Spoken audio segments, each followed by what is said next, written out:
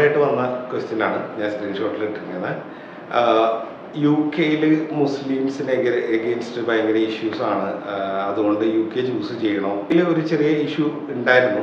ഏകദേശം ഒരു 2 മാസങ്ങൾക്ക് മുമ്പ് യു കെയിൽ ഒരു ചെറിയ ഇഷ്യൂസ് ഉണ്ടായിരുന്നു. അവിടുത്തെ വൈറ്റ്സും അതുപോലെ ഒരു മുസ്ലിം കമ്മ്യൂണിറ്റീസിനെതിരെ അവിടെ കുറച്ച് ഇഷ്യൂസ് ഉണ്ടായിരുന്നു. പക്ഷെ അത് ഓൾറെഡി സോർട്ട് ഔട്ട് ചെയ്തു.